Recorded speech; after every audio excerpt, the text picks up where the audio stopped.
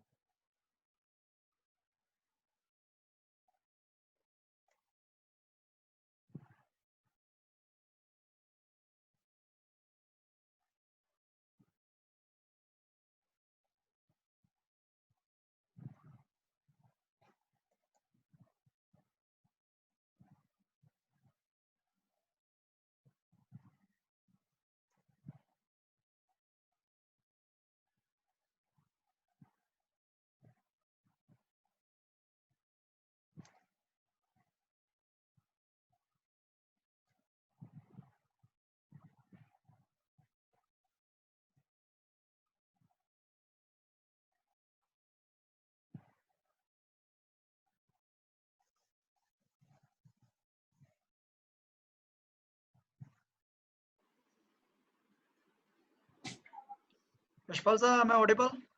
Yes, sir. Okay, sir. I think Jaiswal sir has not yet joined. We'll wait for 1 more minute. And after that, if he has not joined, then you can start your class, sir. Yes, sir. Perfect.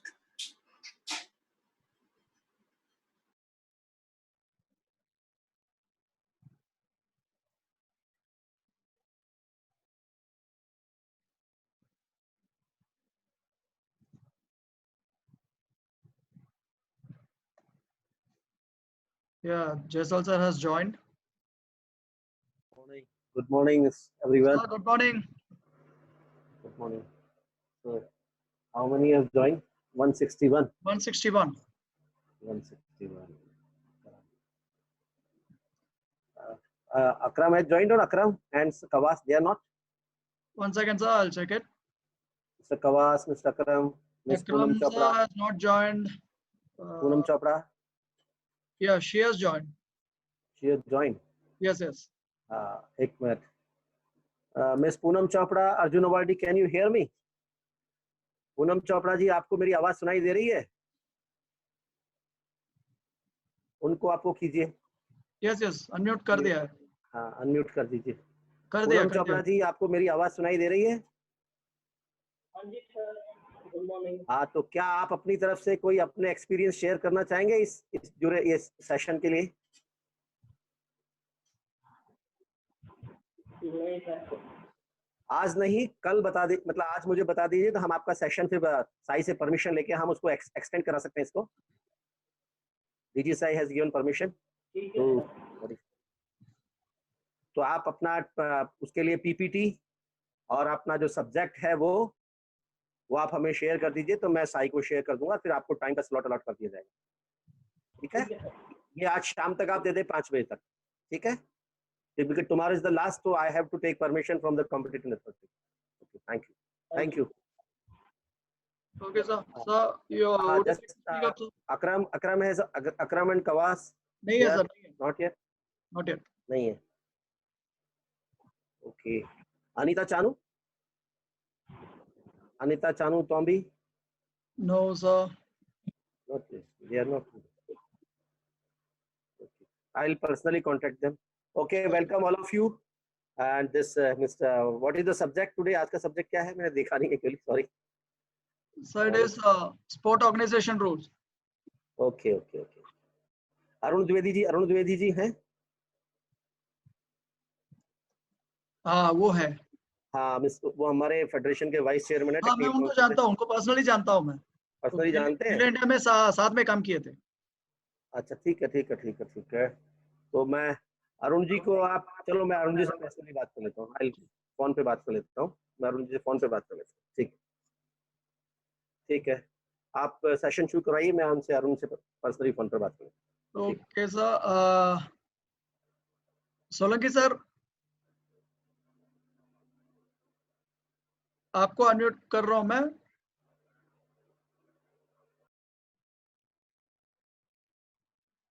Yes sir. Sir, good morning. Good morning, Jaiswal sir. Sir, we can spread this message जो आपने दिया था इसको हम groups में भी डाल देंगे और जो भी कंसर्न नेम्स आपने लिए हैं Arjun awardees and we can invite Olympians also. तो some of them are already working with the Sports Authority of India. Divya madam हैं और भी गरिमा हैं जो साई के साथ ऑलरेडी काम कर रहे हैं, तो उनसे भी हम बात कर सकते हैं. They can share their views and we personally communicate with them, sir. Sir Suresh sir, कल कुछ कोचेस ने मैंने बाद में मैसेज भी देखे और I got messages later also on my personal phone regarding they want to share few of their views. So we try to find some way today in the later part of the session, or maybe we can ask them to record a message and circulate in the groups. That is, I think it's a better better one, way of communication. So everybody is on the group. Yes sir. हाँ, yes sir. क्योंकि हमें तो अपना message ही पहुंचाना, whether through the Zoom platform or the WhatsApp or any other social media platform, we can circulate our message by recorded version or video version. Sure, sir. Whatever suits them. Okay, sir. We can advise them to do the same. Okay, sir. Sir, आज transferring the host rights to you. You can yes, start. yes sir.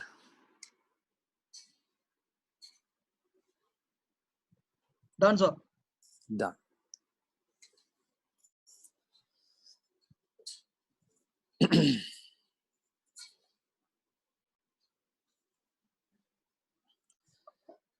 My today's session contain two parts. Number one is safety and first aid in judo, and second one is sports organization rules.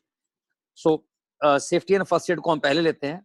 Although पिछले कुछ दिनों में जो हमारे जितने भी लोगों ने साइंस के स्पोर्ट्स साइंसेस के जो लेक्चर लिए हैं, तो उसमें 90% ये कवर हो गया है, लेकिन फिर भी हमारा एक स्पोर्ट्स स्पेसिफिक भी कुछ पार्ट है जिसको हम यहाँ पर एक्सप्लेन कर सकते हैं. और ये हमने पहले ही इसके अंदर डिसाइड किया था, तो हम इसको पहले कवर कर लेते हैं. Then we can go ahead with the sports organization rules.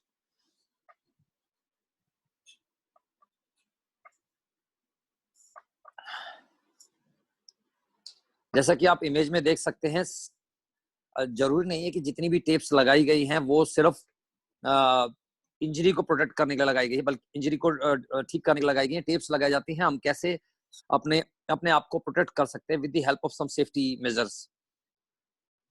Judo में जूडो हैंड्स, जो कि वर्ल्ड में जूडो को सभी गेमों से अपने आप को बिल्कुल अलग करते हैं, जो जूडो हैंड्स की अगर आप गूगल भी करेंगे तो आपको न्यूमरस थाउजेंड्स ऑफ इमेजेस मिल जाएंगी.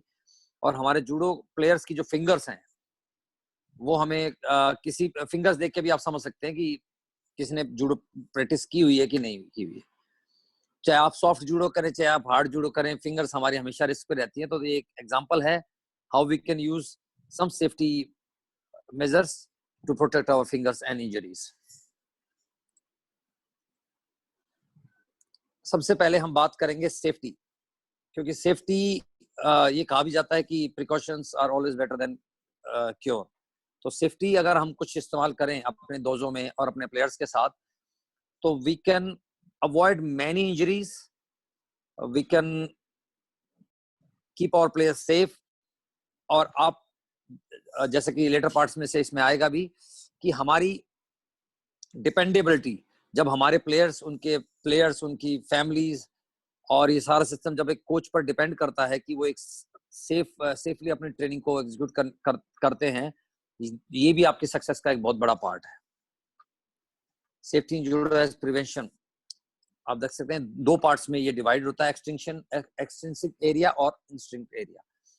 तो जो एक्सटेंसिव एरिया है उसके अंदर जो भी कोच उस क्लास को ले रहा है, उसके साथ कुछ असिस्टेंट कोचेस है या अदर सपोर्ट स्टाफ है, उनके लिए स्पेशली ये मेंशन किया गया है इस पार्ट में कि वो कैसे कोच की मदद कर सकते हैं और कोच कैसे उसको अपनी ट्रेनिंग को ऑर्गेनाइज करेगा। ये इसके साथ साथ लेटर पार्ट्स में आता रहेगा।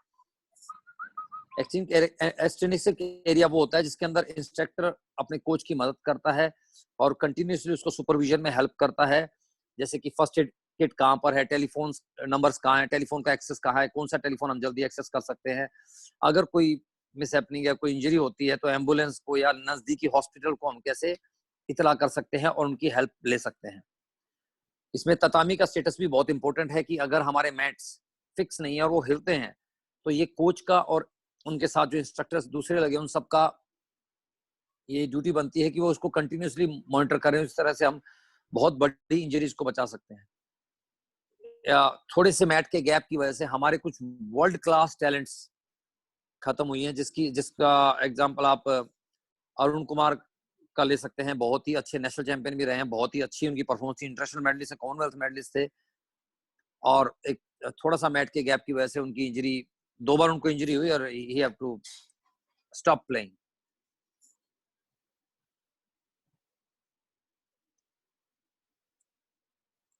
International area, the sports of judo is much more than contact sports. हमारा स्पोर्ट सिर्फ एक कॉन्टैक्ट स्पोर्ट्स नहीं, ऑल्दो हमारे स्पोर्ट्स को दुनिया का सबसे सेफेस्ट कॉम्बैट स्पोर्ट्स भी माना जाता है, लेकिन एक्सीडेंट रेगुलर बेसिस पे होते रहे। जब 2 ओपोनेंट्स बहुत ही फोर्स के साथ एक दूसरे से कोलाइड करते हैं, compete करते हैं, रेसल करते हैं, तो इस समय पर इंजरीज के चांसेस बढ़ जाते हैं। और हर जो कोलिशन है वो एक इंजरी का एक पोटेंशियल एक इंजरी थ्रेट है जो कि कम और ज्यादा हो सकता है, डिपेंड ऑन द फोर्स, और ये बहुत ही फ्रीक्वेंटली होता है डेली प्रैक्टिस में। तो कोचेस को 2 पेयर अगर अलग अलग जगह फाइट कर रहे हैं तो उनको भी थोड़ा इंटरवेन करना है, और जो 2 प्लेयर फाइट कर रहे हैं उनको भी ये देखना है, क्योंकि एवरी टाइम जिस प्लेयर की बैक दूसरे पार्टनर की कपल की तरफ होती है, जो दूसरा फाइटिंग कपल है आपके साथ या ट्रेनिंग कपल है, तो एक प्लेयर की नजर हमेशा उसकी तरफ बनी रहती है। तो ऐसे में हम थोड़ा सा अलर्ट रहकर भी काफी इंजरीज को बचा सकते हैं। ये हमें इसके लिए हमें प्लेयर्स को भी थोड़ा ट्रेन करना है और इस माध्यम से हम काफी इंजरीज को बचा सकते हैं।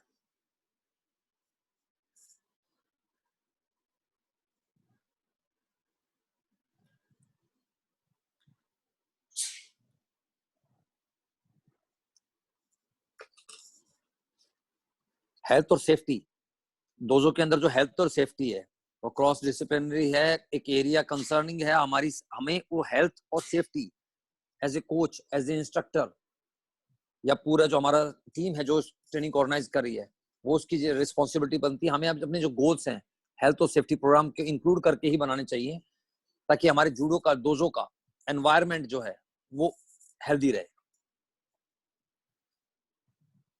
हमारी बॉडी पर कुछ भी इंजरीज लॉन्ग टर्म और शॉर्ट टर्म दोनों हो सकती हैं, वो स्किन से रिलेटेड है और जॉइंट से भी, जिसके बारे में हम लेटर एक्सप्लेन करेंगे। वैसे कल के जो स्पोर्ट्स साइंस सेशन उसमें बहुत कुछ अच्छे से कवर किया है। मैं रिक्वेस्ट करूंगा इस सेशन के साथ साथ कि आप उन सेशंस को भी बहुत अच्छे से देखें। कुछ इफेक्ट्स हैं जो मैं आपके साथ शेयर कर रहा हूँ। फिजिकल डैमेज जो कि डिसलोकेशन और फ्रैक्चर दोनों में इंक्लूड है, जिसमें थ्रोइंग टेक्निक्स की गलती या टेक्निक्स के अंदर फॉल्ट हो सकते हैं, या आपका ब्रेक फॉल, जो कि बहुत ही इंपॉर्टेंट पार्ट है और जो चैलेंज हम अभी अपनी एकेडमीज में फेस कर रहे हैं। कुछ बहुत अच्छे प्लेयर्स हैं जो कि अच्छा नेशनल लेवल पर परफॉर्म भी कर रहे हैं and they are in the academies now, और उनके ब्रेक फॉल्स बहुत ही पुअर हैं, या एक ही साइड में है और दूसरे हाथ से ब्रेक फॉल कर ही नहीं सकते। स्किन प्रॉब्लम्स हैं जो कि बैक्टीरियल इन्फेक्शंस कह सकते हैं, बहुत सारे हैं, टीनिया है, पार्ट है, जो कि आप एक दूसरे को बहुत जल्दी ट्रांसमिट भी कर सकते हैं। या तीसरे नंबर पर है लॉस ऑफ लाइफ सपोर्ट, जो कि कई बार हेड बम्प की वजह से या चोक लगने की वजह से काफी देर तक अनकॉन्शियस हो जाते हैं प्लेयर, ये तीनों ही थ्रेट हमारी ट्रेनिंग में रेगुलर बेस पे हमें face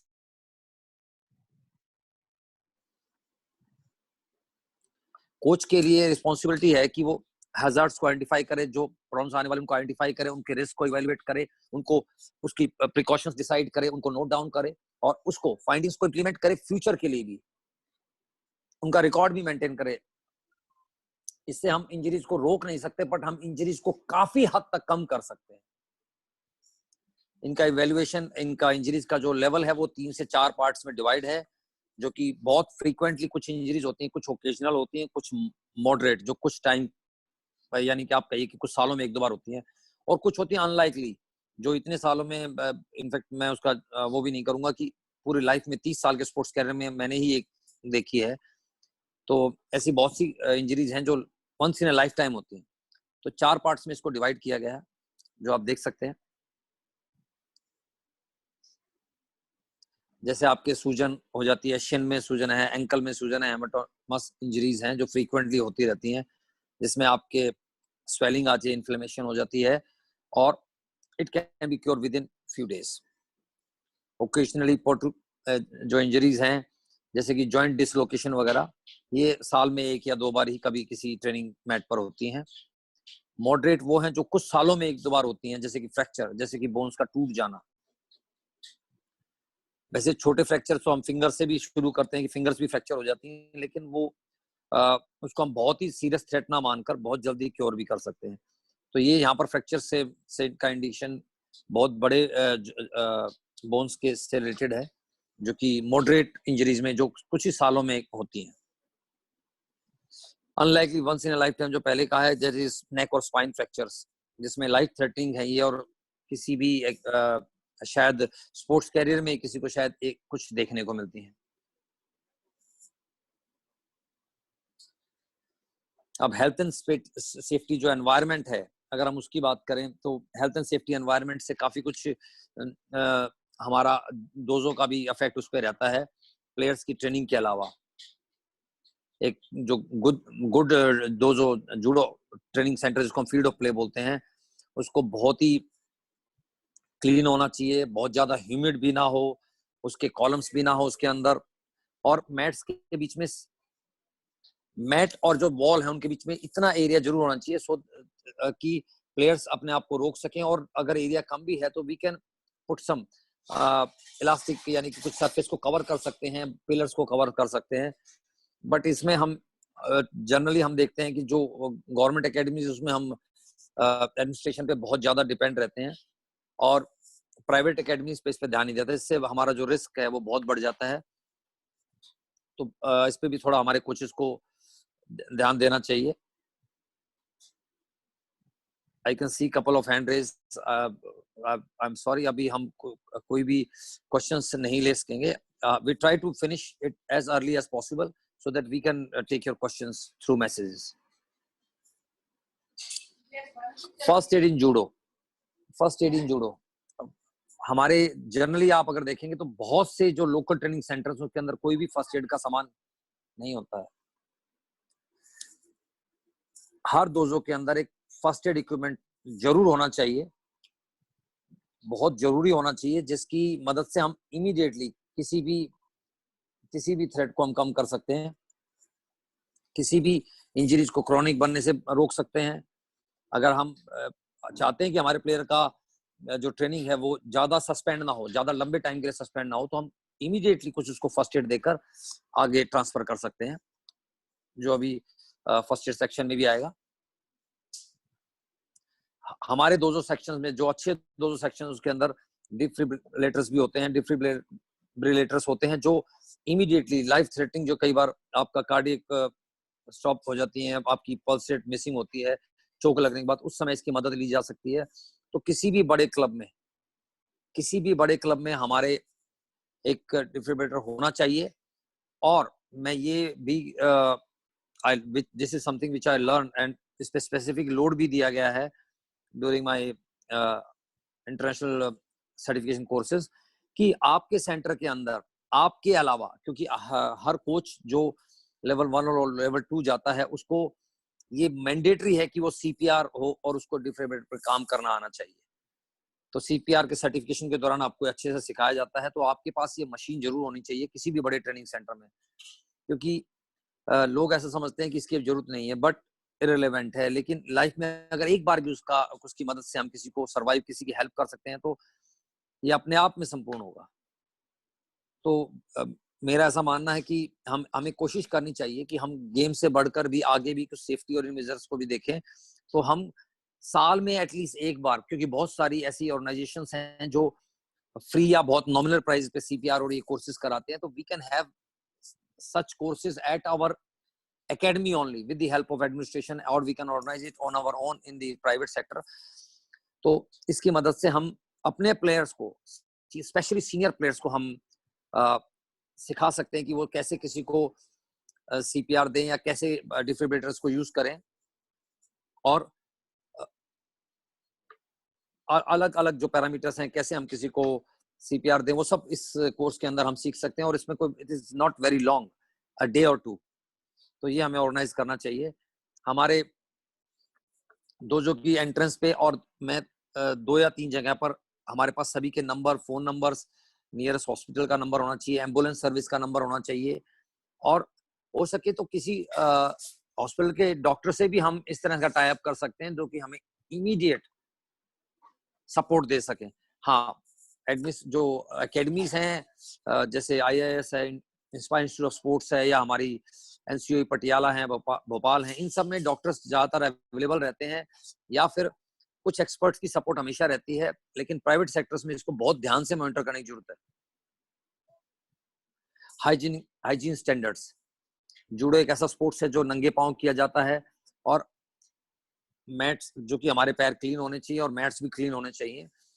हमारे प्लेयर्स को स्पेशली रिस्ट्रिक्शन होनी चाहिए कि कोई भी ततामी से उतरकर नंगे पैर टॉयलेट की तरफ ना जाए, क्योंकि हम ज्यादातर देखते हैं रंदोरी और उसके बीच में हम एक छोटा सा ब्रेक देते हैं जिसमें और कुछ ही स्लीपर्स होते हैं, तो प्लेयर नंगे पांव ही भागकर टॉयलेट की तरफ चले जाते हैं।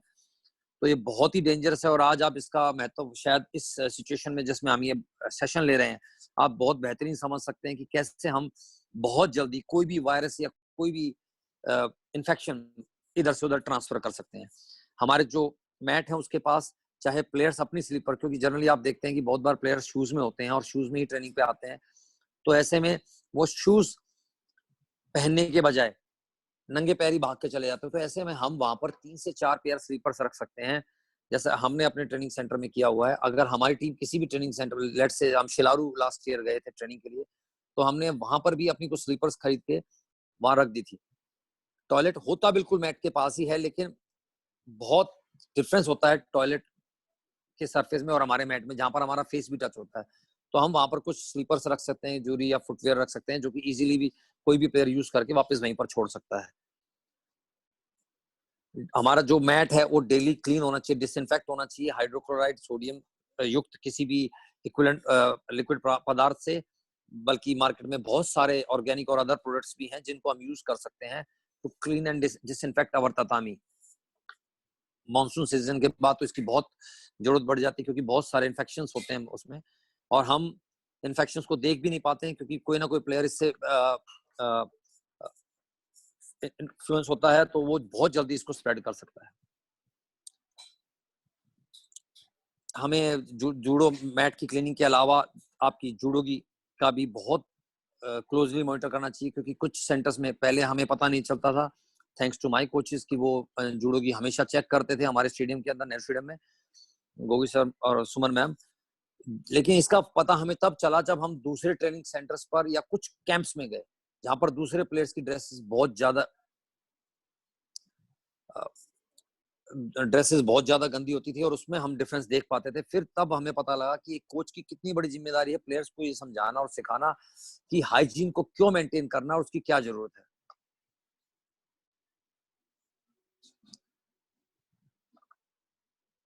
स्किन प्रॉब्लम्स, हमारे बहुत जो फ्रीक्वेंटली स्किन प्रॉब्लम्स होती है, इसमें वार्ट और टीनिया है, जो कि रेगुलर प्लेयर्स को होती है। जो वार्ट्स हैं वो बहुत ही इन्फेक्शन फैलाने फ्रीक्वेंटली होते हैं, और वायरल इन्फेक्शन और फैलता भी एक दूसरे को हो भी सकता है।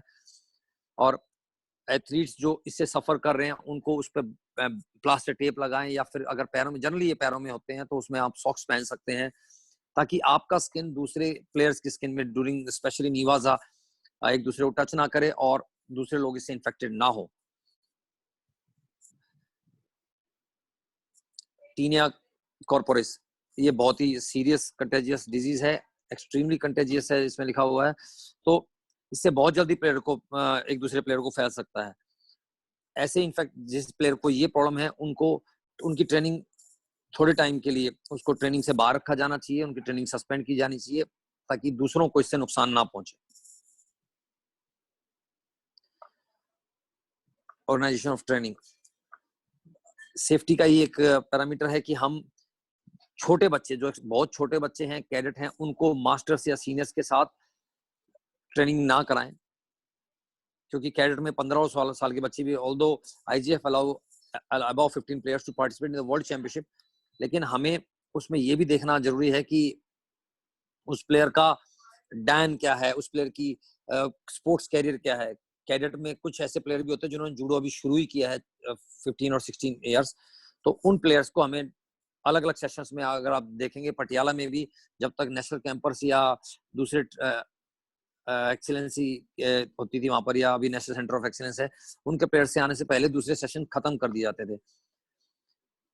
एंड अब तो ये सर्कुलर भी है कि कम एंड प्ले के जो यंग बच्चे हैं उनको सीनियर्स के साथ ट्रेनिंग ना कराया जाए ताकि उनकी ट्रेनिंग अफेक्ट भी ना हो, और इस तरह से हम इस थ्रेट को बचा सकते हैं। इनफैक्ट कुछ ट्रेनिंग सेंटर्स में तो मेंस और वुमेन्स की भी ट्रेनिंग अलग होती है, बट हम अगर सीनियर वुमेन्स और मेंस है उनकी ट्रेनिंग रंदोरी, क्योंकि रंदोरी पार्टनर एक बहुत बड़ा चैलेंज होता था, हम कर सकते हैं, लेकिन कोशिश करें जिन प्लेयर्स का स्पोर्ट्स कैरियर अभी कम है और जिनका एक्सपीरियंस कम है, रंदोरी का उनका मोटिवेशन भी कम है, उनको दूसरे सीनियर प्लेयर से अलग ट्रेनिंग कराया जाए। क्योंकि कई बार कैडेट की गलती, यंग प्लेयर की गलती को बचाते हुए भी सीनियर को इंजरी हो जाती है, या सीनियर की थ्रो कैडेट को उस लेवल की उकेमी या फॉल्स नहीं आते हैं तो भी इंजरी के चांसेस काफी बढ़ जाते हैं। बिगिनर एंड एक्सपर्ट, अगर पॉसिबल हो तो बिगिनर और एक्सपर्ट्स के 2 ग्रुप बनाए जाए।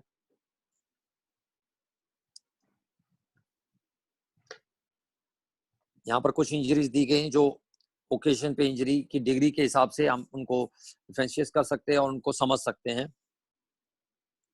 फर्स्ट एड के सेक्शन में इसको अच्छे से एक्सप्लेन किया गया, लेकिन फिर भी कुछ गाइडलाइंस यहाँ पर शेयर की गई, जैसे एब्रेशंस, ये मैट पर रबिंग के द्वारा या जूडो की रबिंग दोनों के द्वारा आ सकती हैं,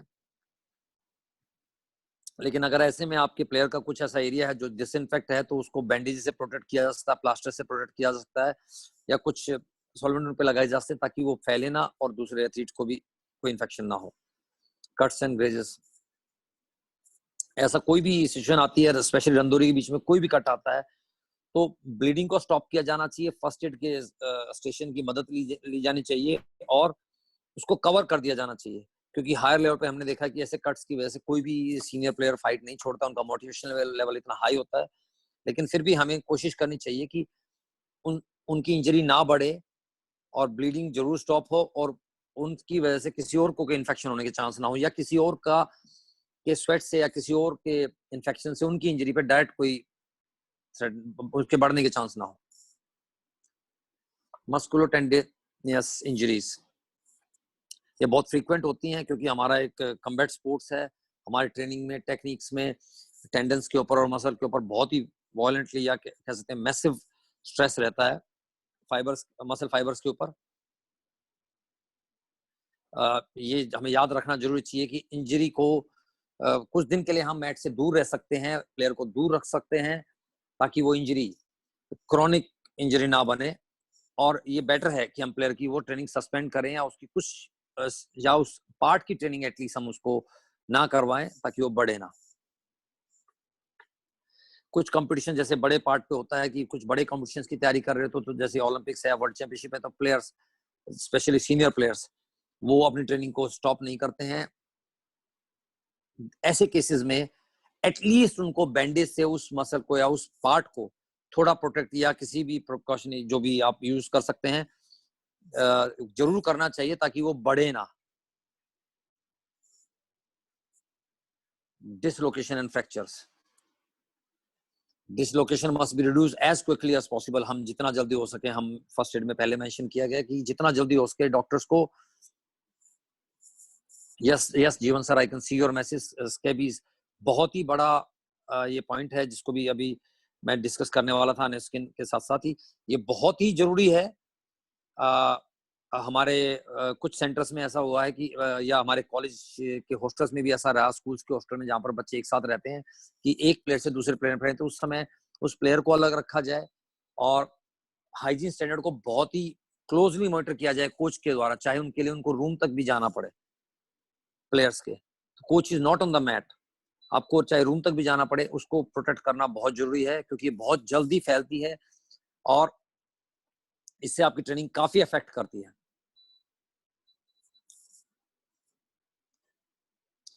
dislocation must be reduce as quickly as possible, but इसमें भी थोड़ा रिस्क है कि हम डिसलोकेशन को ना छेड़ें, कोशिश करें कि जितना जल्दी उसको प्लेयर को डॉक्टर तक लेके जाएं या मेडिकल हेल्प उससे अरेंज कराएं। फ्रैक्चर में आपको इमोबिलाइज करना चाहिए, जैसे कि पहले फर्स्ट एड में शेयर किया है कि वहां पर हमारे पास स्प्रिंट्स होने चाहिए जिससे कि इमीडिएटली इमोबिलाइज करके प्लेयर को शिफ्ट किया जा सके। In some cases we can call the ambulance also, क्योंकि प्लेयर को शिफ्ट करना ही उस इंजरी को बढ़ाने के पार्ट में, जो कि वंस इन लाइफ टाइम होता है, लेकिन फिर भी हमें लोकल इंजरीज में भी, जैसे नी वगैरह भी, बहुत ज्यादा जल्दबाजी ना दिखाते हुए कोशिश करना चाहिए हम स्ट्रेचर का यूज करें या किसी एक्सपर्ट को बुला लें इस काम के लिए। सेरेब्रल कंफ्यूजन्स, हम जूडो के अंदर बहुत फ्रीक्वेंटली ऐसा होता है कि ड्रॉप स्यून आ गए या कोई पूरा ना आ गए, ऐसे थ्रोज में हेड पे लैंडिंग आती है, तो इसमें आपको प्लेयर्स को जल्दी उठने के लिए ना बोलकर कोशिश की जाना चाहिए कि हम प्लेयर को साइड करें, and we can suspend the same day training also, क्योंकि एक ट्रेनिंग, कोई भी ट्रेनिंग या कोई भी स्पोर्ट्स, जैसे कि अभी आप देखेंगे सभी सेंटर्स बंद हो चुके हैं, लाइफ से बढ़कर कुछ नहीं है, तो थोड़ा सा यहाँ पर हमारे को ये समझने की जरूरत है। चलो कुछ नहीं, जब हेड इंजरी है या ऐसी कोई इंजरी है जो उसके पूरे कैरियर को या उसकी लाइफ को भी आगे चैलेंज बना सकती है, तो उसको इमीडिएटली आइडेंटिफाई करना चाहिए कोच को।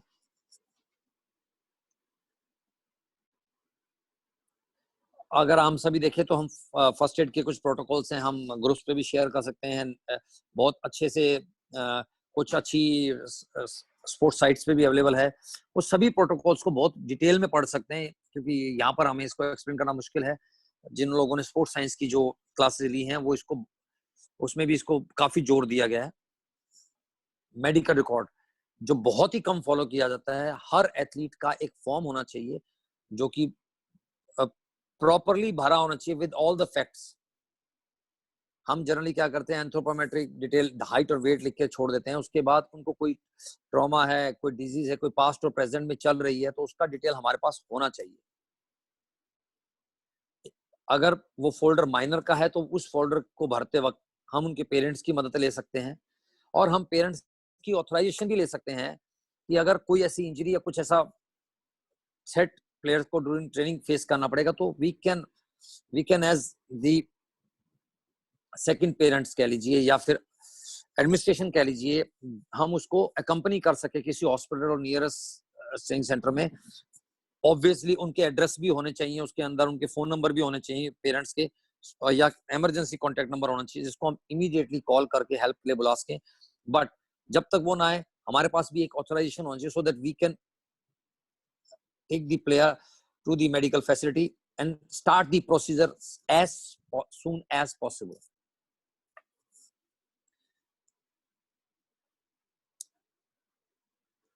That's all for first aid and safety from my side.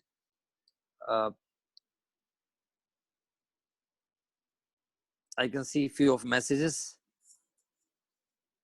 Players last 3 years medical record has to be recorded. Thank you, Neetu ma'am. Thank you very much. अगर आप किसी भी बड़ी एकेडमी की बात करें, चाहे हम कैंप्स की बात करें, तो जब हम कैंप्स में किसी भी छोटी ट्रीटमेंट के लिए जाते थे, हम वहां देखते थे कि प्लेयर्स के कुछ सालों के कार्ड्स वहां पर होते हैं, और जब भी प्लेयर कैंप्स में आते हैं, जनरली हम कैंप्स के थ्रू एकेडमी से जुड़े थे अपने कैरियर में, तो वहां पर एक मेडिकल चेकअप होता था, और उस दौरान जितने भी आपके कार्ड्स हैं पुराने, वो सब जनरली डॉक्टर्स अपने पास बुला लेते थे, तो उनको पूरा रिकॉर्ड रहता था। बट अब यहाँ पर ये जोर दिया गया है कि कोच इसको करे। कोच एटलीस्ट क्या उसको इंजरी रही है वो लिख सकता है, उसका रिकॉर्ड रख सकता है, कार्ड की फोटोकॉपी उसमें अटैच कर सकता है, प्लेयर से करंट स्टेटस भी पूछ सकता है। तो ऐसे बहुत सारे पैरामीटर्स हैं जिनको हम इस्तेमाल करके सेफ्टी अपने एनवायरनमेंट, डोजो के एनवायरनमेंट के लिए, प्लेयर्स के लिए मेंशन किया गया है कि डिपेंडेबिलिटी एक सक्सेस का बहुत बड़ा पिलर है। एक कोच पर फैमिली और प्लेयर्स, उन प्लेयर्स और उनकी फैमिलीज कोच पर बहुत ज्यादा डिपेंड होते हैं।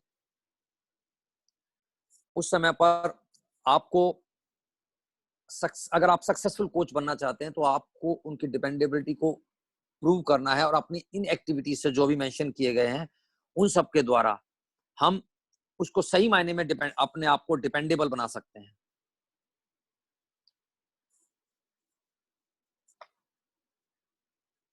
यस सर, किशोर सर ने बहुत अच्छा पॉइंट दिया है कि of the mats must watch injured player. Yes sir, very very important. कई बार क्या होता है कि प्लेयर इंजर्ड है तो इंजरी के साथ साथ इंजरी एक पार्ट में होती है, ये कोचिंग साइड में आ जाता है। फर्स्ट एड में ये कोच की क्वालिटी है कि वो उसको कुछ ऐसी एक्सरसाइज दे जिसमें उसके अदर पार्ट जो इंजर्ड नहीं है उनको खाम में वीक ना होना पड़े इंजर्ड पार्ट के साथ साथ। तो after following the advices from the physiotherapist and taking support from the expert physiotherapist, मैं कहूंगा, क्योंकि आजकल बहुत ही इजीली एक्सेसिबल भी हैं कुछ लोग, तो we don't know their qualification, कोई भी लिख लेता है, ऐसा भी देखा गया है। तो आप किसी एक्सपर्ट फिजियोथेरेपिस्ट की मदद से अपने ट्रेनिंग को रिज्यूम भी कर सकते हैं। फॉर एग्जांपल, अगर किसी प्लेयर का के हैंड में स्प्लिंट लगे हैं और उसका हैंड इमोबिलाइज किया गया ड्यू टू डिसलोकेशन और समथिंग लाइक दैट, तो after a period of time ही और she can continue with cycling. तो हम ले सकते हैं। Yes Suman ma'am, you are right, ये पॉसिबल है एकेडमीज के द्वारा, लेकिन अगर हम थोड़ी सी, आई एम सॉरी मैं शेयर कर रहा हूं, हम एटलीस्ट थोड़ा सा हैंड स्ट्रेच करें तो हम किसी फिजियोथेरेपिस्ट को रोप इन कर सकते हैं अपनी एकेडमी के साथ। ऑब्वियसली प्लेयर्स को इसके लिए कुछ खर्चा उठाना पड़ेगा, लेकिन कोई भी खर्चा या कोई भी सावधानी हमारे आप कह सकते हैं हमारी स्पोर्ट्स कैरियर से या हमारी हेल्थ से और लाइफ से इंपॉर्टेंट नहीं है। तो ऐसे में ये शायद ये सेशंस इसीलिए लिए जा रहे हैं कि हम टाई अप कर सकते हैं। मैं शेयर करना चाहूंगा, मैंने अपने क्लब के साथ एक टाई अप किया हुआ है। तो उसमें जो हमारे क्लब में जो ट्रेनिंग करने आते हैं उनको बहुत ही नॉमिनल प्राइस पर ये फैसिलिटी मुहैया कराई जाती है, और उन जो ट्रेनीज हैं, जो जिम में आने वाले मेंबर्स हैं, उनके साथ उनके थ्रू बहुत सारा डाटा और उनकी पूरी फैमिलीज एक बहुत सारा एक बिजनेस कह लीजिए उस फिजियोथेरेपिस्ट को मिल जाता है। तो ये विन विन है दोनों के लिए, क्लब के लिए भी कि उनके एथलीट, उनके ट्रेनीज जो हैं जल्दी ट्रेनिंग करके वापस आएंगे, उनकी इंजरी बहुत जल्दी से और अच्छे से ठीक हो पाएगी। जल्दी वर्ड यहाँ पर अप्रोप्रिएट नहीं है, अच्छे से ठीक हो पाएगी इज अप्रोप्रिएट वर्ड, क्योंकि हमारी जल्दी ही कई बार उस प्लेयर के लिए खतरनाक हो सकती है।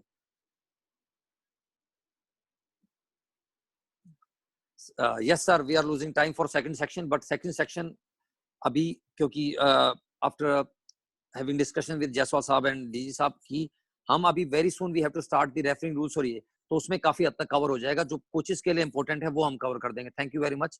And Surendra sir, one more message for you, हम ट्राई करेंगे आने वाले सेशंस में आप भी इस सेशन में आए, आप अपनी जो कल शेयर करना चाहते हो शेयर करें। Otherwise in the meantime I request you to record your message and circulate in the groups, video और audio, that is very important. तो इसकी भी मदद से हम अपना मैसेज पहुंचा सकते हैं। Thank you very much.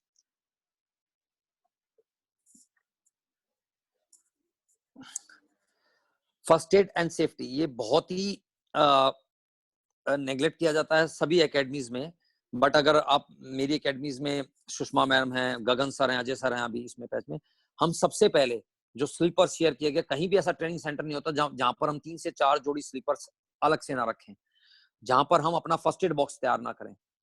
अगर हमारी टीम कहीं ट्रेवल कर रही है तो हम we keep one small bag, हम ज्यादा नहीं कर सकते तो एक स्मॉल बैग जरूर रखते हैं। और थैंक्स टू सुषमा मैम, हम बहुत सारी मेडिसिन उसके अंदर रखते हैं जो कि obviously provided by the doctors inside, क्योंकि वो भी एक रिस्क है कि हम कोई मेडिसिन अपनी तरफ से नहीं देते, लेकिन वो मेडिसिन जो कि अलाउड हैं हम उनका एक बंच बनाकर मैडम रखती हैं और उसका रिकॉर्ड भी रखती हैं। तो ऐसे हम कुछ स्ट्रेच करके इसको बढ़ा सकते हैं। That's all for this right now. अब मैं आपके साथ स्पोर्ट्स ऑर्गेनाइजेशन रूल्स शेयर करता हूं।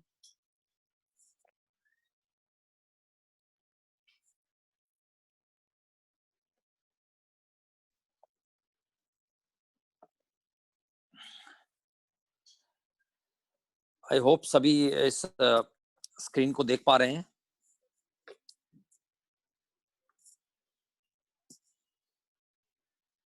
कुछ की बनती है कि वो स्पोर्ट्स ऑर्गेनाइजेशन रूल्स हैं उनको बहुत अच्छे से पढ़ें, जो आईजीएफ के ने पब्लिश किए हुए हैं, आईजीएफ की साइट से भी इजीली एक्सेसिबल हैं। यहाँ पर बहुत कम पार्ट हम कवर करेंगे क्योंकि दैट इज अराउंड 140-50 पेजेस, लेकिन कोच की अपनी ड्यूटी बचती है कि वो कुछ टाइम निकाल के इन स्पोर्ट्स ऑर्गेनाइजेशन रूल्स को पढ़ ले, क्योंकि वो भी एक इंपॉर्टेंट पार्ट है इन रूल्स के अंदर। स्पोर्ट्स ऑर्गेनाइजेशन रूल्स जो हैं वो एक इंपॉर्टेंट डॉक्यूमेंट है जो उनके फाइनेंस रूल्स को और रेफरिंग रूल्स को बाइंड करके रखता है, एक साथ उनको ज्वाइंट कर रखता है और उसके साथ इवेंट्स को ऑर्गेनाइज करने में ऑर्गेनाइजर्स को और आईजीएफ को मदद करता है। जितने भी इन इवेंट्स वर्ल्ड में होते हैं जो आईजीएफ के बैनर के नीचे होते हैं, आईजीएफ के झंडे के नीचे होते हैं, start from world championship till the continental championships या और भी different non Olympic qualifying events हैं जिनको हम कहते हैं, वो सब भी इनके अंडर होते हैं। तो वो सब स्पोर्ट्स ऑर्गेनाइजेशन रूल्स के थ्रू ही होते हैं। और ओलंपिक के लिए स्पेसिफिक एक सप्लीमेंट प्रोसीजर अपनाया जाता है जो कि ओलंपिक से पहले जारी किया जाता है, क्योंकि इसमें थर्ड पार्टी आईओसी की इन्वॉल्वमेंट होती है और काफी बहुत सारे स्पॉन्सर्स भी इसमें इन्वॉल्व हो जाते हैं। तो ऐसे में एक स्पेसिफिक उन सबको के इंटरेस्ट को बनाए रखने के लिए ओलंपिक के लिए एक सेपरेट होता स्पोर्ट्स ऑर्गेनाइजेशन रूल्स के तहत ही है, लेकिन उसमें कुछ मापदंड ओलंपिक्स को मद्देनजर रखते हुए शिफ्ट किए जाते हैं। स्पोर्ट्स ऑर्गेनाइजेशन रूल्स के तहत हर ऑर्गेनाइजर को एक इवेंट ऑर्गेनाइजेशन गाइड दी जाती है। अगेन इट्स अ वेरी बल्कि book, I can say 150-200 pages हैं जो कि एक कोच को बहुत जरूरी है उसको पता होना। बस हमने एक इवेंट ऑर्गेनाइज नहीं करनी है, बट हम उसका एक पार्ट है। यहाँ पर मैं ज्यादा जोर इसलिए उस पर दे रहा हूँ कि क्योंकि अगर आपको रूल्स पता है तो आप उसको बहुत बेहतरीन तरीके से अपना खुद का भी और दूसरे प्लेयर्स को भी इसके लिए गाइड कर सकते हैं। फाइनेंस रूल्स के अंडर आपका टीवी गाइड या और भी चीजें आती हैं जो कि अलग से आपको पढ़ने की जरूरत है, जो इसमें मेंशन नहीं किया गया है ज्यादा। लेकिन जितना भी स्पोर्ट्स ऑर्गेनाइजेशन रूल्स है इसके अंदर अगर आप देखेंगे तो ही यूज किया गया है एज ए मस्कुलिन पार्ट, लेकिन जहां पर भी है वो he is for both, feminine gender के लिए भी वही है। तो आप उसको उसी एंगल से देखें। इसका पहला जो बेसिक प्रिंसिपल है, ये सभी कॉम्पिटिशन्स को मैंने पहले से इवेंट ऑर्गेनाइजेशन गाइड की मदद से या रेफरी रूल्स की मदद से सभी कॉम्पिटिशन्स को इसके साथ जोड़ के रखता है। रेफरी रूल्स भी जो ऑब्जर्व किया जाता है आईजीएफ कॉम्पिटिशन्स के अंदर, summer Olympic games, world championship और इसके अंदर, वो भी इंक्लूड है। मेजर रेफरिंग रूल्स मॉडिफिकेशन, हाँ मेजर रेफरिंग रूल्स जो हैं वो हर 4 साल में जनरली चेंज किए जाते हैं ओलंपिक टू ओलंपिक साइकिल के अंदर। तो हर ओलंपिक तक उनके अंदर एक टीम है पूरी जो स्पोर्ट्स कमीशन या इनके साथ जो जुड़ी हुई है, जो इन सबको इवेल्युएट करती है। और कुछ जो चेंजेस लाए गए हैं और मैंने पहले भी शेयर किया कुछ सेशंस में, इन चेंजेस की वजह से ही हम जूडो को व्यूअर्स फ्रेंडली या इस स्टेज तक ला पाए हैं और सभी से मेंशन किया गया है। रीजनल कॉम्पिटिशन्स में ऑब्वियसली इसका पूरा जो इवेंट को करना, उसके रूल्स रेगुलेशन रेफरिंग रूल्स के अंदर और उनके अंडर आता है, लेकिन फिर भी वहां पर एग्जीक्यूटिव कमेटी के कुछ लोग नॉमिनेट किए जाते हैं जो इनको सुचारू रूप से चलाए रखने के लिए और कुछ मिस हैपनिंग हो उसको वहां पर इवेल्युएट करके उस पर डिसीजन लेने के लिए इवेंट के द्वारा आईजीएफ के द्वारा नॉमिनेट किए जाते हैं। IGF recognize only men's and women's competition. तो कोई भी ऐसा competition sports organization rules में नहीं आता जिसमें कि women's versus men's competition कराया जाए. That is not permitted. Regulation अपने जो है मैंने पहले बताया कि फाइनेंस रूल के अंदर आते हैं टीवी और filming, photography, advertisement etcetera. Discipline is core principle in judo both on end of the field. बिल्कुल आईजीएफ अपना पूरा राइट रिजर्व करती है कि हम कंपटीटर्स को, रेफरीज को, ऑफिशियल्स को, पर्सनल और मेंबर्स को कोई भी चीटिंग या मिसकंडक्ट करते हैं उसको आईजीएफ एग्जीक्यूटिव कमेटी तक लाया जाए और डिसिप्लिनरी कमीशन उस पर कुछ एक्शंस ले, इवेलुएट करे और अगर कोई वायलेशन पाया जाए तो सैंक्शंस भी जारी करे. और जैसे ही इसमें आप फर्दर अगर पढ़ेंगे तो इसमें फर्दर ये भी दिया गया है कि वहीं पर जो एग्जीक्यूटिव कमेटी के मेंबर्स हैं, ऑर्गेनाइजिंग कमेटी के जो मेंबर्स हैं, उनके बीच एक वो मिलकर वहां पर इमीडिएटली एक एडॉक कमेटी बनाए जो उस मिस हैपनिंग पर डिसीजन ले और अगर जरूरी हो तो सैंक्शन भी करे और उसकी इतला जितनी जल्दी हो सके लिखित में यहाँ पर रूल्स में दिया गया कि 15 दिन के अंदर अंदर आईजीएफ की एग्जीक्यूटिव कमेटी को, आईजीएफ प्रेसिडेंट, जनरल सेक्रेटरी सभी को लिखित में उन तक ये इंफॉर्मेशन दे. हाँ, हालांकि इसके बाद प्लेयर्स को उसके ऊपर रिव्यू करने के लिए जो भी प्लेयर्स नहीं, जो कोचेस हैं, रेफरीज हैं, जो भी इसके अंदर इन्वॉल्व रहे हैं पार्टी, उनके पास भी एक राइट होता है कि वो उसको अपील कर सकें with in 1 month calendar period after the incident. लेकिन जो सैंक्शन है, जो एडॉक कमेटी ने सैंक्शन किया गया है, उस पे अंतिम फैसला आईजीएफ की एग्जीक्यूटिव कमेटी ही लेती है. लेकिन अगर वो सैंक्शन उन्होंने कंटिन्यू किया तो जिस डेट पर ये कोई भी पेनल्टी उन पर लगाएगी, लेट्स से 6 month सस्पेंशन अगर उनको करते हैं तो वो स्टार्ट उसी दिन से होता है जब से सैंक्शन एडॉक कमेटी ने जारी किया था. तो आप उसको अपील भी कर सकते हैं. जो भी डिसिप्लिनरी कमेटी है वो उस जितनी भी पार्टीज उसमें इन्वॉल्व रही, उन पार्टी के आर्गुमेंट्स या उनके ग्राउंड्स या उनके कमेंट्स सब रिकॉर्ड करके आईजीएफ के जनरल सेक्रेटरी तक और प्रेसिडेंट तक पहुंचाते हैं. आप इसको खुद भी पढ़ सकते हैं, विल शेयर इट, और आप इसको डाउनलोड भी कर सकते हैं from the site, IGF site. Insurance and civil liabilities, हर फेडरेशन की ये ड्यूटी है कि जो भी एथलीट उनका आगे टूर्नामेंट के लिए जाए तो वो उनका वुमेन सेक्शन में नॉन प्रेगनेंसी टेस्ट भी कराए या हर एथलीट का इंश्योरेंस करा कर भेजे, क्योंकि कोई भी एक्सीडेंट या कोई भी मिसहैपनिंग होती है तो federation is the solely responsible for this. और इसके अंदर नॉमिनेट जो ऑफिशियल्स हैं, मैनेजर्स हैं, रेफरीज को भी इंक्लूड किया गया, उन सब का भी दायित्व फेडरेशन के ऊपर ही है during all the IGF events. Gender control की रिस्पॉन्सिबिलिटी भी सोली फेडरेशन की है. जितने भी प्लेयर उनको रिप्रेजेंट करते हैं वो उनका जेंडर, फीमेल्स का जेंडर फेमिनिन टेस्ट वगैरह कराकर उसको रिकॉर्ड में रखें और जरूरत पड़ने पर वो डॉक्यूमेंट्स आईजीएफ के मेडिकल डायरेक्टर को प्रोवाइड कराएं. In case of minor athlete, जैसा कि पीछे कुछ इवेंट्स में यूथ एशियन चैंपियनशिप होती है, एशियन ओपन होते हैं, कॉमनवेल्थ चैंपियनशिप होती है, बहुत ही एकदम जरूरी बन जाता है और काफी हेक्टिक हो जाता है कोच के लिए सब मेंटेन करना. तो जरूरी है, ये एक एथलीट के लिए भी जरूरी है, उनको भी एजुकेट करना जरूरी है, या फेडरेशन की तरफ से कैंप लगने से पहले ही उनको इंडिकेट करना जरूरी है कि जब भी आप कैंप में आए वी कैन मतलब आपके वीजा पर्पस के लिए, आपके पार्टिसिपेशन के लिए, आपकी permission NOC on an affidavit must be along with you. You have to bring it along with you, ताकि फिर लास्ट टाइम पर काफी प्लेयर्स के हमारे कॉमनवेल्थ चैंपियनशिप में भी वीजा डिनाई हुए, एनओसी वगैरह बनने में देर हुई, डॉक्यूमेंटेशन में देर हुई. तो ये सब भी हमारे कैंप के लेटर के साथ ही इशू हो जाना चाहिए. मैं रिक्वेस्ट करूंगा जैसा साहब को कि ये कैंप के साथ ही इसको इशू करें कि जो भी माइनर बच्चा कैंप्स में आए वो परमिशन लेके आए. उसके अंदर हम इवेंट का नाम मेंशन ना करें, लेकिन हम ऑल एक जनरल एनओसी बना सकते हैं. आईजीएफ का कैलेंडर, अगर आप आईजीएफ के कैलेंडर देखेंगे तो world championship for senior man and women वो लगभग उसी महीने में होती है जिस महीने में ओलंपिक्स होता है, उसी में, और रेगुलर उसी महीने में होती रहती है. वर्ल्ड चैंपियनशिप रेगुलर होती है फॉर 3 years, जैसे ओलंपिक ईयर में वो नहीं होती है. और अभी का जो सर्कुलर, लेटेस्ट सर्कुलर है, लेट मी अपडेट जिन लोगों के पास ये इंफॉर्मेशन नहीं है, वर्ल्ड चैंपियनशिप 2021 को प्रीपोन किया जाएगा as per the latest circular, कि वो जून से पहले हो और उसको इस ओलंपिक साइकिल का हिस्सा बनाया जाए, क्योंकि वर्ल्ड चैंपियनशिप ओलंपिक ईयर में नहीं होती है, तो 2020 में नहीं ऑर्गेनाइज की गई, तो अब वो 21 में होगी। तो ओलंपिक भी 21 में है और वर्ल्ड चैंपियनशिप को प्रीपोन किया गया है जून से पहले, ताकि वो कैलेंडर ओलंपिक क्वालिफाइंग इवेंट का एक हिस्सा बन सके। इसमें और भी कॉम्पिटिशन्स की डिटेल दी गई हैं, जो आप इसको रेगुलर बाद में खुद पढ़ सकते हैं, बहुत सारी डिटेल्स हैं।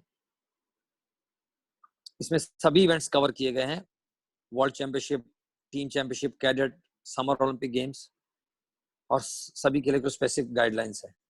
नेशनलिटी, जो पैरा 1.8 है, उसमें नेशनलिटी को एक्सप्लेन किया गया है। हर एक प्लेयर को अपनी नेशनलिटी प्रोड्यूस करने के लिए आपके पास पासपोर्ट होना चाहिए, और ये फेडरेशन की रिस्पॉन्सिबिलिटी, जो भी प्लेयर उनकी टीम से जा रहा है वो उसकी प्रॉपर डॉक्यूमेंटेशन उसके साथ कैरी करें, ताकि टूर्नामेंट के दौरान अगर कोई ऑब्जेक्शन या वो होता है तो उसको प्रोड्यूस कर सकें। कुछ इवेंट्स में अलाउ किया गया, जैसे कि यूरोप में जो इवेंट्स होता है, तो वहां पर जो होस्ट कंट्री है they can use their cards, और उसको भी उन्होंने ऑथेंटिक माना है, क्योंकि उसमें पासपोर्ट और वो दोनों बायोमेट्रिकली अटैच है। जॉइंट सिटीजनशिप, अगर कुछ लोगों के पास है डुअल सिटीजनशिप है, तो वो एक ही कंट्री को पार्टिसिपेट कर सकते हैं, जहां पर कुछ एग्जांपल भी दिए गए हैं डच, एंटिल्स के और नीदरलैंड्स के। उसमें वो आप एक ही कंट्री को रिप्रेजेंट कर सकते हैं अगर आपके पास जॉइंट सिटीजनशिप है। तो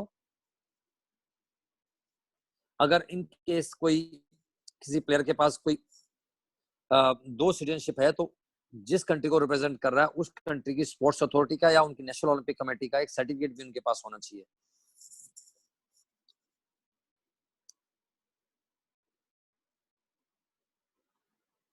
अगर एक competitor Olympic games, world championship या अदर कॉन्टिनेंटल या रीजनल गेम्स वगैरह पार्टिसिपेट करता है, तो आईजीएफ रूल के तहत, जो कि कवर किए गए हैं रूल नंबर 42 और उसके बायलॉज के तहत, कि वो 3 साल तक किसी और कंट्री से नहीं खेल सकता या खेल सकती।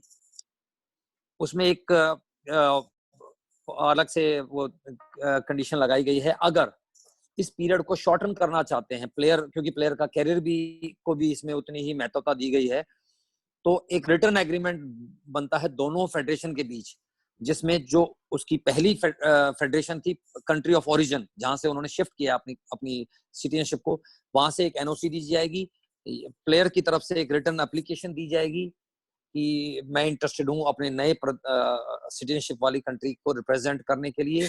एनओसी लगेगी और कंट्री फ्रॉम द ओरिजिन, और जो कंट्री न्यू उसकी सिटीजनशिप जिस कंट्री से, उस कंट्री की फेडरेशन का भी लेटर लगेगा कि they are interested to allow him और हर।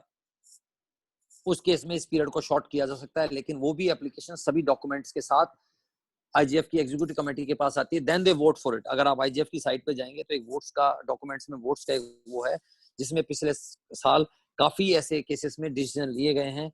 काफी ऐसे केसेस हैं जहां पर प्लेयर्स ने स्विच किया एक कंट्री से। आप यूएई का एग्जांपल देख सकते हैं, जहां पर कुछ यूक्रेनी प्लेयर और रशियन प्लेयर्स ने शिफ्ट किया है। और अभी एक लेटेस्ट जो एग्जांपल है, that is Mollaei Saeid from Iran, क्योंकि every time he represent Iran was not allowing him to compete against the Israelis, तो उसके कैरियर को बहुत बड़ा थ्रेट था। तो इंटरनेशनल जूडो फेडरेशन ने इसको मेडिएशन करते हुए उसका Maulvi Saeed now citizen of Mongolia, so in the upcoming event he will represent, और कुछ इवेंट्स में शायद कर भी चुके हैं, मंगोलिया को रिप्रेजेंट करेंगे।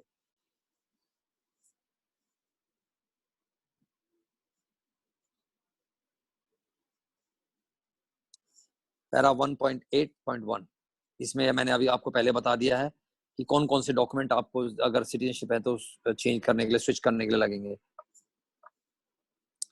एज ग्रुप, इसको जल्दी समअप करने के लिए बता दूं, आईजीएफ 15 साल से नीचे का कोई भी ऑफिशियल टूर्नामेंट अपने बैनर के नीचे नहीं कराता है, और 15 साल इज द मिनिमम एज।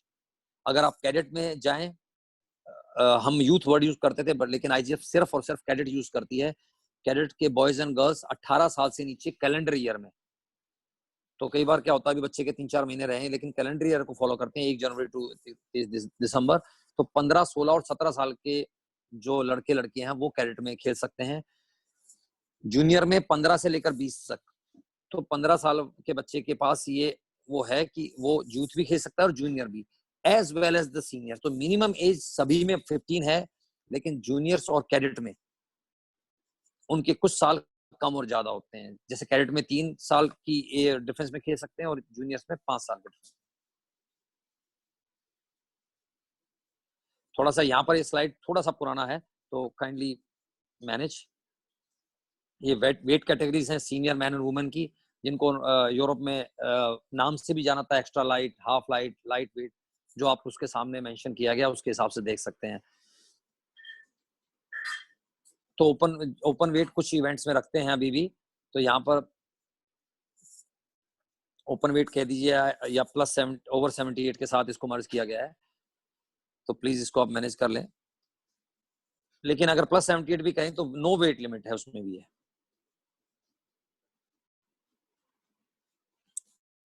यहाँ पर जूनियर्स में लास्ट ईयर जैसे कि 55 और बॉयज में 55 और गर्ल्स में 44 को हटा दिया गया है, तो I make some addition on my own. ये वेट्स हैं सेम फॉर दी कैडेट्स में अभी तक लाइट वेट्स को रखा गया है, तो आप देख सकते हैं सभी वेट्स और उनके नाम।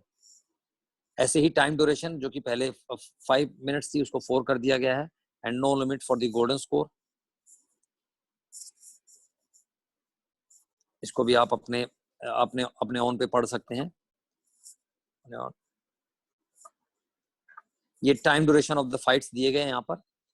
हाँ, आईजीएफ इन इवेंट्स को अपने बैनर के नीचे नहीं करता, बट उनकी कॉन्टेस्ट ड्यूरेशन वो रिकमेंड जरूर करता है, जिसको फेडरेशन अपना सकते हैं। जैसे कि 13 से 14 साल के बच्चों की अगर वो कुछ सब जूनियर इवेंट अगर करा रहे हैं अपने कंट्री के अंदर, तो they can keep their contest duration as per this suggestion और रिकमेंडेशन ऑफ द आईजीएफ।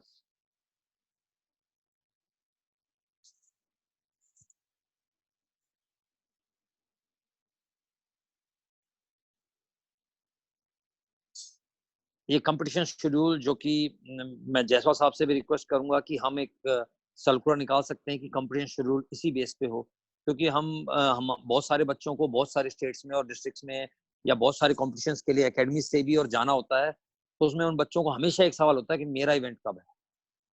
तो हम अगर इसको बड़ा यूनिफॉर्मिटी के साथ एक सर्कुलर निकाल दें कि ये आईजीएफ के रिकमेंडेशन के हिसाब से होते हैं, क्योंकि के होने चाहिए, ये स्पोर्ट्स डायरेक्टर की रिस्पॉन्सिबिलिटी है, दिया भी है इसमें, तो इसको भी अगर हम चाहें तो अपने कंट्री में रेगुलर बेस पर फॉलो कर सकते हैं। अगर कंपटीशन 2 दिन का है तो 48, 52 एंड 57, 63 गर्ल्स के 4 वेट और बॉयज के 3 वेट, या मेंस एंड वुमेन्स भी आप कर सकते हैं इसमें। कौन से इवेंट डे 1 होंगे, कौन से डे 2 होंगे, और अगर इवेंट 3 दिन का है तो उनको कैसे ऑर्गेनाइज किया जाएगा, ये भी इसमें दिया गया है। हंसुकुमा के एक डिस्क्वालिफिकेशन है, जिसको भी इन्होंने काफी अच्छे से एक्सप्लेन किया है यहाँ पर। और अब क्योंकि पिछले कुछ सालों से रेगुलर चल रहा है, तो काफी बच्चे और प्लेयर्स भी और कोचेस इस पे ऑलरेडी अपडेटेड है। अगर हंसुकुमा के प्रोग्रेशन बेसिस पे शीदो करके दिया जाता है, तो players can continue participate in the upcoming events, या मैचेस जो बचे हुए उनके मेडल के लिए, उसके लिए तो उनको मेडल भी अवार्ड किया जाएगा। अगर हंसुकुमा के डाइट दिया गया है तो उस पर वो कंपटीशन से बाहर हो जाते हैं। और अगर हंसकुमार के का बेस कुछ डिसिप्लिन भी है, तो उसके ऊपर भी organizing committee and the executive committee can form a ad hoc committee, जो उस पर डिसीजन ले सकती है और फर्दर सैंक्शंस भी प्लेयर के ऊपर डाल सकता है। यहाँ पर स्पेशल रेफरी रूल्स भी दिए गए, जिसमें में यहाँ पर regulation for the low number of athletes, जो कि अभी हमारे कॉमनवेल्थ में और कुछ इवेंट्स में जहां पर हम जाते हैं, जहां पर कुछ वेट्स में कम पार्टिसिपेट, कई बार और भी कॉन्टिनेंटल ओपन्स में भी ऐसा देखने मिला है, तो वहां पर 5 एथलीट्स हैं तो कितने मेडल दिए जाएंगे, 4 एथलीट्स हैं, ये सब यहाँ पर क्लियरली मेंशन है लास्ट स्लाइड में। In case of 5 athletes only 3 medals, 4 athletes only 3 medals, ये सब दिया गया है। 2 एथलीट्स हैं तो, लेकिन जो थर्ड मेडल राउंड रॉबिन में भी और सब में भी, उसके अंदर आपका एक फाइट जीतना बहुत जरूरी है। अगर आपकी 2 ही प्लेयर हैं और 2 प्लेयर्स में round robin best of 3 event हो रहा है, तो बेस्ट ऑफ 3 में अगर आप फर्स्ट 2 फाइट लेते हैं, आप सिल्वर मेडल से भी नहीं आपको दिया जाएगा, तो आपका बेस्ट ऑफ 3 में से एक फाइट का जीतना बहुत जरूरी है। राउंड रॉबिन का भी पीछे एक इवेंट में काफी बड़ा कॉन्फ्लिक्ट आ गया था, जो कि लास्ट रैंकिंग टूर्नामेंट में आई गेस। तो इसमें आप अगर देखेंगे तो इसमें डिफाइन किया गया कि हम राउंड रॉबिन को कैसे उसका डिसीजन लें। number of wins. Then the second criteria is of sum of winning score. Third criteria is direct competitor comparison between the both. Fourth criteria is shortest time किसने लिया फाइटों में जीतने में. Fifth criteria अगर दोनों प्लेयर सब पहले 4 क्लियर करते हैं तो दोनों का weighing in.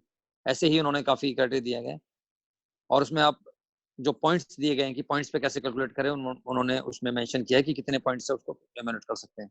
अगर इसमें कोई फर्दर चेंज है अपडेशन है तो वो हम आईजीएफ की साइट से अपडेट कर सकते हैं. एंट्रीज सिर्फ और सिर्फ अगर नेशनल है तो स्टेट्स के द्वारा की जा सकती हैं और अगर इंटरनेशनल है तो नेशनल फेडरेशन के द्वारा. और वर्ल्ड चैंपियनशिप में यहाँ पर दिया गया, वर्ल्ड चैंपियनशिप में आप नो प्लेयर्स को एंट्री कर सकती है फेडरेशन, जिसमें कि 2 वेट एक्स्ट्रा कर सकते हैं. और अगर आप देखें जो open world open championship like grand pre and grand slam उन सबको इसमें कवर कर दिया गया है. ये ग्रैंड स्लैम भी है तो आप इससे भी अपना डिसीजन ले सकते हैं. ऑफिशियल जूडोगी ये अभी रेफरिंग रूल्स का एक सेशन होगा, उसमें बहुत डिटेल में हम अपने क्वेश्चंस भी कर सकते हैं जूडोगी कंट्रोल के बारे में, इसमें पढ़ सकते हैं.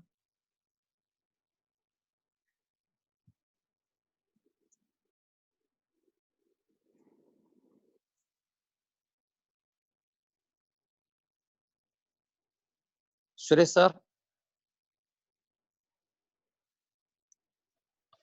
Hello. Yes, sir. Yes, Suresh sir. That's all from my side. Okay, और अगर कोई क्वेश्चंस आप चाहें तो इसके अंदर ले सकते हैं. अभी हमारे पास still we have 3 minutes 3 minute minutes. Left. और कल वाला जो एक सजेशन था सुरेंद्र सर वाला, मैंने उनको मेंशन कर दिया है क्योंकि 2 से 1.5-2 मिनट में शायद और लोग भी कुछ पॉइंट्स भेज रहे हैं, सबका कवर नहीं हो पाएगा. Exactly, sir. क्वेश्चंस आप ले सकते हाँ, हैं. yes. आप व्हाट्सएप पे ले लीजिए, ग्रुप पे ले हाँ, लीजिए. यस जी सर. अभी भगवान दास जी ने अपडेट किया है कि फेडरेशन ने already given day wise schedule. जी सर, फेडरेशन ने दिया है, लेकिन हम एक सर्कुलर अगर निकाल दें भगवान दास जी तो यूनिवर्सिटीज में भी इसको बहुत सीरियसली मॉनिटर किया जाए. जैसे यूनिवर्सिटी और स्कूल्स एक ऐसा मैं ये कहता हूँ कि बहुत जरूरी पिलर है जिससे हम स्पोर्ट्स को बढ़ावा दे सकते हैं और वो हमारा एक डार्क कॉर्नर भी बन गया है. बहुत सारी टैलेंट्स वहां से ड्रेन हो जाती हैं. वेट्स वहां पर प्लेयर्स के मॉनिटर नहीं होते हैं, कुछ प्लेयर्स वेट ही नहीं देते हैं और उनके नाम ड्रॉज में होते हैं, ये सब जानते हैं. और मैं यहाँ पर एक नेगेटिव बात ना करके इसको सुधार के बारे में बात कर रहा हूँ कि इसको सुधार किया जाए. ये बहुत जरूरी है क्योंकि वही प्लेयर जब दूसरी यूनिवर्सिटी में खेलने जाते हैं या दूसरी जगह स्कूल नेशनल होता है तो तब उनको वो पेन फील होता है कि जब वो वेट कम कर रहे हैं और दूसरा प्लेयर फ्रेश उनके साथ लड़ रहा है.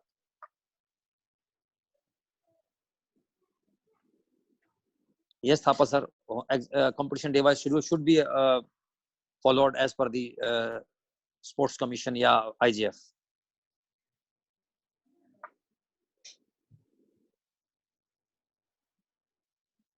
I'm just exploring अगर कोई question है. Sure, sir. Meanwhile, I'll just Yes, sir. I would like to reiterate like I would request everyone, those who have not marked their attendance, please mark your attendance in the chat box. Sai coaches, please do mention your Sai center name. And one more request, sir, like everyone can utilize the sports science session which is happening, like which is going on like every day basis at 5 o'clock. There are very good sessions going on different topics every day. So please utilize those opportunities. ये CPR के बारे में पूछा है sir ने. Okay, sir. काफी तो Ranbir sir हैं, उन्होंने इसको काफी कुछ. CPR का आप मैं तो ये कहता हूँ कि आप गूगल करें, बहुत ही जरूरी है. दिस इज समथिंग, मुझे ऐसा लगता है कि मैं रिक्वेस्ट करूंगा जो हमारे जो डिप्लोमा इन कोचिंग के जो एलुमनाई वो इनको बहुत अच्छे से, मेरे को लगता है 100% कराया भी होगा. CPR is cardiopulmonary resuscitation. इसके अंदर अगर कोई भी जनरल सिटीजन भी, अगर आप देखेंगे मेट्रोस पर, बस स्टैंड पे भी आपको डिफिब्रिलेटर्स लगाए होते हैं. अगर किसी को लिमिटेड शॉक है जिसके अंदर ब्रेथ मिस कर जाते हैं या उनकी पल्स मिसिंग है, तो हम उनको ऑक्सीजन देकर, CPR देकर उनको रिवाइव कर सकते हैं. क्योंकि बहुत सारे केसेस में ऐसा देखा गया कि उनको CPR नहीं मिली, इसीलिए एक सिंपल कॉमन हार्ट अटैक या किसी शॉक की वजह से वो पूरी लाइफ कोमा में चले गए और कभी वापस ही नहीं आए. अगर उनको जब तक वो डॉक्टर तक पहुंचे या उनको ऑक्सीजन सप्लाई की जाए डायरेक्ट, उनको लाइफ की सपोर्ट जो डिवाइसेस है उन पर डाला जाए, तब तक उनको जिंदा रखा जा सकता है और उनके ऑर्गन्स को काम करने के लिए एक ऑक्सीजन चाहिए जो हम उनको दे सकते हैं। तो सीपीआर की आपको फुल फॉर्म भी मिल जाएगी, डिटेल भी मिल जाएगी। और CPR those who are in the coaching field, जो एक्टिव कोचिंग फील्ड में, उनको एक कोर्स भी जरूर करना चाहिए। मैं रिकमेंड करूंगा इस कोर्स को के अंदर लेटेस्ट अपडेशन आते रहते हैं। अगर आपने कर दिया तो कुछ साल के लिए इसकी वो रहती है, then you have to again apply for it. Suresh CPR ji, is very sir Suresh ji, Faisal साहब, फेसल सर। हाँ हाँ, मेरी अभी बात हुई है। एक्चुअली मिस्टर अंजार है, मनोहर अंजार, हमारी फेडरेशन के secretary technical council. Okay sir, He will take one session for the rules bureaus because he is the highest Referee qualified rules. referee. Okay I sir, requested Mr. Arun Dwivedi, Vice Chairman, Technical Council of JFI, to draw the light on how to organize the competitions, because it has been observed that when the players are coming to the national level, but they don't know how to present themselves on the mat. Okay sir, तो वो हैं, और अर्जुन रवाडी, अकरम Shah, Anita, miss Anita Chandu, ओम्बी देवी, पूनम चोपड़ा जी से बात हुई, कवास से जी से मेरी बात हो रही है, ही विल अपडेट मी। ये लोग भी आप एक मैं सेशन लेंगे, आप उस सेशन का डिवाइडेशन कैसे, इनका टाइमिंग कितना होगा, वो मैं आपको शाम तक अपडेट करता हूँ। दो ठीक है लोगों ने, सर, ठीक है, ओके सर, ओके सर, तो so that I can coaching के forward it साथ to साथ पूरा कवर हो जाएगा उससे सारा, एक साइंटिफिक चल रहा है जो जूडो से संबंधित है। ठीक है सर, तो आप ओके। मुझे जी सर। प्रपोजल पूरा बना के भेज दीजिए ताकि मैं हाँ, वो मैं फॉरवर्ड बना के भेजता ले हूँ, लेता हूँ। ठीक है, ठीक है sir, thank you. okay sir, thank you sir, so I hope sir so we'll Yes, meet sir. tomorrow sir, so I think that's we can end for the day. Yes sir, yes sir, Okay sir, thank you very much, thank you all. thank you very much sir. Divya से बात, दिव्या।